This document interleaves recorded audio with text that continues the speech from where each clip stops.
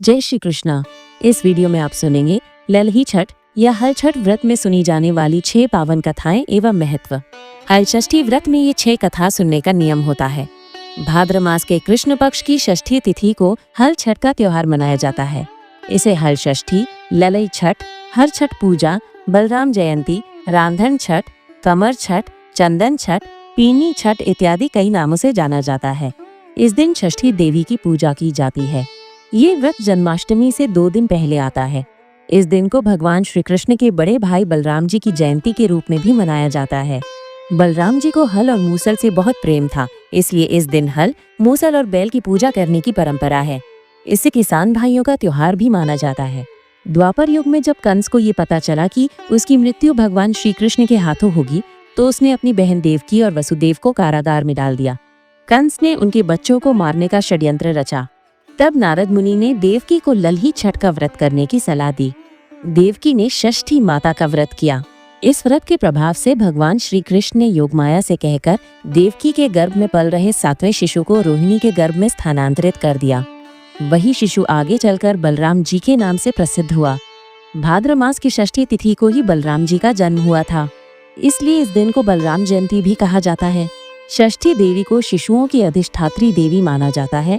माना जाता है कि उनकी पूजा से संतान की रक्षा होती है, संतान को दीर्घायु और उत्तम स्वास्थ्य मिलता है। जिन दंपतियों को संतान नहीं है, उन्हें संतान प्राप्ति का आशीर्वाद भी मिलता है। पुराणों में वर्णन है कि षष्ठी देवी प्रकृति के छठे अंश से प्रकट हुई थी, इस कारण उनका नाम षष्ठी पड़ा। ये देवी शिशुओं की रक्षा करती हैं और उनके पालन पोषण में सहायक होती हैं। आइए अब हल षष्ठी व्रत की 6 कथाएं आरंभ करते हैं। सुनिए हल छठ की पहली कथा। हल छठ की पौराणिक कथा के अनुसार प्राचीन काल में एक ग्वालिन थी। उसका प्रसव काल अत्यंत निकट था। एक ओर वो प्रसव से व्याकुल थी, तो दूसरी ओर उसका मन गौरस यानी दूध दही बेचने में लगा हुआ था। उसने सोचा कि यदि प्रसव हो गया तो गौरस यूं ही पड़ा रह जाएगा। ये सोचकर उसने दूध दही के घड़े सिर पर रखे और बेचने के लिए चल दी। किंतु कुछ दूर पहुंचने पर उसे असहनीय प्रसव पीड़ा हुई। वो एक झरबेरी की ओट में चली गई और वहां एक बच्चे को जन्म दिया। वो शिशु को वहीं छोड़कर पास के गांवों में दूध दही बेचने चली गई। संयोग से उस दिन हल षष्ठी थी। गाय भैंस के मिश्रित दूध को केवल भैंस का दूध बताकर उसने सीधे साधे गांव वालों में बेच दिया। उधर जिस झरबेरी के नीचे उसने बच्चे को छोड़ा था, उसके समीप ही खेत में एक किसान हल जोत रहा था। अचानक उसके बैल भड़क उठे और हल का फल शरीर में घुसने से वो बालक मर गया। इस घटना से किसान बहुत दुखी हुआ, फिर भी उसने हिम्मत और धैर्य से काम लिया। उसने झरबेरी के कांटों से ही बच्चे के चिरे हुए पेट में टांके लगाए और उसे वहीं छोड़कर चला गया। कुछ देर बाद ग्वालिन दूध बेचकर वहां आ पहुंची। बच्चे की ऐसी दशा देखकर उसे समझते देर नहीं लगी कि ये सब उसके पाप की सजा है। वो सोचने लगी कि यदि मैंने झूठ बोलकर गाय का दूध न बेचा होता और गांव की स्त्रियों का धर्म भ्रष्ट न किया होता, तो मेरे बच्चे की ये दशा न होती। अतः मुझे लौटकर सब बातें गांव वालों को बताकर प्रायश्चित करना चाहिए। ऐसा निश्चय कर वो उस गांव में पहुंची जहां उसने दूध दही बेचा था। वो गली गली घूमकर अपनी करतूत और उसके फलस्वरूप मिले दंड का वर्णन करने लगी। तब स्त्रियों ने स्वधर्म रक्षार्थ उसे परख कर दया की और क्षमा कर आशीर्वाद दिया। बहुत सी स्त्रियों द्वारा आशीर्वाद लेकर जब वो पुनः झरबेरी के नीचे पहुंची, तो ये देखकर आश्चर्यचकित रह गई कि वहां उसका पुत्र जीवित अवस्था में पड़ा है। तभी उसने स्वार्थ के लिए झूठ बोलने को ब्रह्म हत्या के समान समझा और कभी झूठ न बोलने का प्रण कर लिया तथा षष्ठी माता से क्षमा मांगी। उसने नियम पूर्वक व्रत भी किया। इस तरह षष्ठी माता की कृपा से उसका बालक पुनः स्वस्थ हो गया। तभी से ये व्रत करने की परंपरा शुरू हुई। बोलिए षष्ठी मैया की जय। अब सुनिए हल छठ की दूसरी कथा। प्राचीन काल में उज्जैन नगरी में 2 सौतन रहती थीं। एक का नाम रेवती था तथा दूसरे का नाम मैनावती था। रेवती को कोई संतान नहीं थी, जबकि मैनावती के 2 पुत्र थे। रेवती अपने सौतन के बच्चों को देखकर हमेशा ईर्ष्या करती और उनके पुत्रों को नुकसान पहुंचाने का अवसर खोजती रहती थी। एक दिन उसने मैनावती को बुलाकर कहा, बहन, आज तुम्हारे मायके से कुछ राहगीर मुझे मिले थे। उन्होंने बताया कि तुम्हारे पिताजी बहुत बीमार हैं और वो तुम्हें देखना चाहते हैं। पिता की बीमारी सुनकर मैनावती दुखी हो गई। रेवती बोली, बहन, तुम शीघ्र अपने पिता से मिलने जाओ। तुम्हारे आने तक मैं तुम्हारे बच्चों का ध्यान रखूंगी। सौतन की बात सच मानकर मैनावती ने अपने पुत्रों को रेवती के हाथों में सुरक्षित सौंप दिया और मायके चली गई। अब रेवती को बच्चों को मारने का अच्छा अवसर मिल गया। उसने दोनों बच्चों को मारकर जंगल में फेंक दिया। इधर मैनावती जब मायके पहुंची तो पिता को स्वस्थ देखकर आश्चर्यचकित रह गई। उसने पिता से रेवती की कही हुई बात बताई। मैनावती के माता पिता को अनहोनी का संदेह हुआ और उन्होंने पुत्री से कहा कि तुरंत घर लौट जाओ। लेकिन माता ने फिर ये कहा कि बेटी, आज हलषष्ठी माता का व्रत है, तुम भी पुत्रों की दीर्घायु की कामना करके ये व्रत करो और कल घर जाओ। माता की सलाह मानकर मैनावती ने व्रत किया। दूसरे दिन जब वो घर लौटने लगी तो रास्ते में वही जंगल पड़ा जहाँ रेवती ने उसकी संतानों को मारा था। वहाँ मैनावती ने अपने बच्चों को खेलते हुए देखा। उसने पूछा, तुम यहाँ कैसे पहुँचे? पुत्रों ने बताया, आपके जाने के बाद हमारी दूसरी माँ रेवती ने हमें मारकर यहाँ फेंक दिया था। तभी एक दूसरी स्त्री आई और हमें फिर से जीवित कर दिया। मैनावती को तुरंत समझ में आ गया कि ये सब हलषष्ठी माता की कृपा से हुआ है। माता का जयकारा लगाते हुए वो घर लौटी। नगर में जब लोगों ने मैनावती के पुत्रों को पुनः जीवित देखा और माता हलषष्ठी की महिमा सुनी तो सभी स्त्रियां यह व्रत करने लगी। माता की कृपा से सभी की संतान दीर्घायु होने लगी। बोलिए हलषष्ठी मैया की जय। अब सुनिए हलषष्ठी की तीसरी कथा। प्राचीन काल में चंद्रव्रत नाम का एक राजा था जिसका एक ही पुत्र था। राजा ने प्रजा के कल्याण हेतु एक तालाब खुदवाया, किंतु उसमें जल नहीं ठहरता था और सूख जाता था।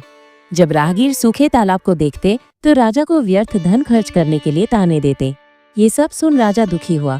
एक रात उसे स्वप्न में वरुण देव ने दर्शन देकर कहा, यदि तुम अपने पुत्र की बलि तालाब में दोगे तो उसमें जल भर जाएगा। सुबह राजा ने दरबार में स्वप्न की बात बताई और कहा, मेरा धन और धर्म भले ही व्यर्थ हो गया, परंतु मैं अपने पुत्र की बलि नहीं दूंगा। जब ये बात राजकुमार तक पहुंची तो उसने सोचा, यदि मेरी बलि से तालाब में पानी आ जाए और लोगों का भला हो तो ये उचित है। वो तालाब में जाकर बैठ गया। जैसे ही वो बैठा, तालाब पानी से भर गया और जल जीवों से परिपूर्ण हो गया। इकलौते पुत्र की बलि से राजा दुखी होकर वन में चला गया, जहाँ 5 स्त्रियां व्रत कर रही थीं। उसने पूछा, ये कौन सा व्रत है? स्त्रियों ने हलषष्ठी व्रत की संपूर्ण विधि बताई। राजा नगर लौटा और रानी के साथ हलषष्ठी का व्रत किया। व्रत के प्रभाव से राजकुमार तालाब से जीवित बाहर निकल आया। राजा ने कहा, हे षष्ठी माता, जैसे आपने मेरे ऊपर कृपा की है वैसे ही सभी पर कृपा करना। बोलिए षष्ठी माता की जय। अब सुनिए हलषष्ठी की चौथी कथा। एक गांव में एक सास और बहू साथ रहती थी। बेटा कुछ पैसे कमाने के लिए बाहर रहता था। घर में बहुत गरीबी थी। दूध दही बेचकर ही मुश्किल से गुजारा होता था। एक दिन हलषष्ठी व्रत का दिन आया। सास ने बहू से कहा, बहू जाकर दही बेच के आ जा ताकि पूजा के लिए सामग्री आ सके। बहू बोली, मां जी, आज जोते हुए खेत में जाना वर्जित है, मैं दही लेकर कैसे जाऊं? सास ने कहा, तू मेड से होकर जाना, खेत में पैर मत रखना, एक जगह बैठकर आवाज लगा देना, गांव की महिलाएं आकर दही खरीद लेंगी, कुछ पैसे मिलेंगे, उससे पूजा की सामग्री लेकर आना। बहू ने गांव में दही बेच दिया। लौटते समय वो रास्ता भूल गई क्योंकि जोते हुए खेत में जाना वर्जित था। वो नदी किनारे बैठकर रोने लगी। तभी नदी से एक बुढ़िया प्रकट हुई और पूछा, बेटी क्यों रो रही हो? बहू ने सारी बात बताई। बुढ़िया ने कहा, अपनी आंखें बंद करो। जब बहू ने आंखें खोली तो बुढ़िया ने दही की मटकी देते हुए कहा, इसे अपने घर जाकर खोलना और रास्ता मैं तुम्हें बता देती हूँ, इस तरह से तुम चली जाना। वो स्त्री बुढ़िया को प्रणाम करके अपने घर की ओर चली गई। वो घर पर जब पहुंची तो सास ने कहा कि कितने पैसे मिले। तब उसने सारी बातें बताई। उसके बाद बहू और सास दोनों ने मिलकर उस मटकी को खोला तो उसमें हीरे जवाहरात और सोना चांदी निकले। ये देख बहू और सास दोनों बहुत ही प्रसन्न हुई। सास ने कहा, बेटा ये षष्ठी माता की ही कृपा है। वो बुढ़िया कोई और नहीं, षष्ठी माता ही थी। इस प्रकार से सास और बहू ने मिलकर षष्ठी माता का पूजन किया और हलछठ व्रत को धारण किया। गरीबी के कारण वो स्त्री अपनी जेठानी के घर नौकरानी का काम करती थी। उस दिन वो काम करने नहीं गई। जब देर हुई तो जेठानी आई और बोली कि क्या बात है, आज तुम मेरे घर काम करने क्यों नहीं आई? तब उसने देखा कि उसके घर का पूरा रूप रंग बदला हुआ था। वो धन धान्य से परिपूर्ण हो चुकी थी। वो स्त्री जेठानी से बोली, अब मैं आपके घर कार्य करने नहीं आऊंगी। तब जेठानी ने कहा, तुझे अचानक इतना सारा धन कहाँ से मिल गया? मुझे सारी बातें बता। वो स्त्री बहुत ही निश्चय स्वभाव की थी। उसने सारी बातें अपनी जेठानी को बता दी। ये सुनकर जेठानी ने भी यही करने की सोची। अब जब हलछठ का व्रत आया तो वो भी इसी तरह गरीब का रूप धारण करके दही बेचने निकली और उसी तालाब के पास जाकर रोने लगी। फिर वही बुढ़िया निकली तो उसने पूछा, बेटा तुम क्यों रो रही हो? तो उसने झूठ बोला। जिस तरह से उसकी देवरानी ने सारी बातें कही थी उसने बना बुझा के कह दी। अब बुढ़िया ने कहा, अपनी आंखें बंद करो। उसने अपनी आंखें बंद की। फिर जब उसने आंखें खोली तो वो मटकी पढ़ते हुए बोली, ले इस मटकी को अपने घर पर ले जाकर खोलना। और बुढ़िया ने रास्ता भी बता दिया। इस तरह से जेठानी बहुत ही उत्सुकता के साथ अपने घर आई और जल्दी जल्दी उस मटकी को खोली तो उसमें सांप, बिच्छू, कीड़े मकोड़े निकल आए और उसके पूरे घर में भर गए। वो जोर जोर से चिल्लाने लगी। वो अपनी देवरानी के पास आई और बोली, तुमने मुझे ये कैसी विधि बताई? तुमने मुझे सब कुछ झूठ बताया। मेरे घर में तो ऐसा कुछ नहीं हुआ, बल्कि बहुत सारे कीड़े मकोड़े मेरे घर में भर गए। देवरानी बोली, नहीं दीदी, मैंने सारी बातें सच बताई है। मैंने कुछ भी झूठ नहीं बोला है। तब जेठानी को थोड़ा ज्ञान आया और उसने सोचा, मैंने झूठ का सहारा लिया, इसलिए षष्ठी माता ने मेरे साथ ऐसा किया। उसने षष्ठी माता से क्षमा मांगी और पश्चाताप करने लगी। तब उसके घर से कीड़े मकोड़े सब अचानक ही दूर हो गए और संकट टल गया। हे षष्ठी मैया, जैसी देवरानी पर टूटी वैसे सब पर टूटना, और जैसे जेठानी से रुष्ट हुई वैसे किसी से मत होना। बोलिए षष्ठी मैया की जय। अब सुनिए हल छठ की 5वीं कथा। प्राचीन काल में काशीपुरी में देवरानी जेठानी रहती थी। देवरानी का नाम तारा और जेठानी का नाम विद्यावती था। तारा उग्र स्वभाव की और विद्यावती दयालु थी। एक दिन दोनों ने खीर बनाकर ठंडी करने को आंगन में रख दी। तभी 2 कुत्ते आकर खाने लगे। विद्यावती ने बची हुई खीर भी कुत्ते को दे दी, लेकिन तारा ने दूसरे कुत्ते को कमरे में बंद कर खूब मारा। जैसे तैसे वो कुत्ता अपनी जान बचाकर भागा। दूसरे दिन वो दोनों कुत्ते मिले तो आपस में बात करने लगे। खीर खाने वाला विद्यावती का कुत्ता बोला, वो स्त्री बहुत दयालु थी, मैं उसकी संतान बनना चाहता हूँ और उसकी खूब सेवा करना चाहता हूँ। दूसरा कुत्ता, जिसे तारा ने खूब मारा था, वो कुत्ता बोला, मैं उस औरत की संतान बनकर अपना बदला लूंगा। तारा की मार से बेहाल वो कुत्ता हलषष्ठी के दिन मर गया। इस घटना के फलस्वरूप तारा के बच्चे हर साल हलषष्ठी के दिन मर जाते थे, जिससे तारा बहुत ही दुखी होकर हलषष्ठी माता से प्रार्थना करने लगी। उस रात तारा ने सपने में वही कुत्ता देखा जो उसकी मार से मरा था। कुत्ते ने सपने में तारा से कहा कि मैं तुमसे बदला लेने के उद्देश्य से तुम्हारा पुत्र बनकर आता हूँ और मर कर पुनः फिर आता हूँ। जब तारा ने अपने अपराधों के लिए क्षमा मांगी तो उस कुत्ते ने कहा, तुम हलषष्ठी व्रत करो, जिससे तुम्हें दीर्घायु पुत्र प्राप्त होगा। सपने में कही हुई विधि के अनुसार तारा ने अगली बार हलषष्ठी व्रत को किया और माता से आशीर्वाद मांगा। हलषष्ठी माता की कृपा से तारा ने दीर्घायु संतान को जन्म दिया और प्रसन्नता पूर्वक जीवन यापन करने लगी। इधर विद्यावती ने भी हलषष्ठी व्रत करके माता की कृपा से एक सुंदर सुशील पुत्र को जन्म दिया और सुखपूर्वक निवास करने लगी। बोलिए हलषष्ठी मैया की जय। आप सुनिए हलषष्ठी व्रत की 6वीं कथा।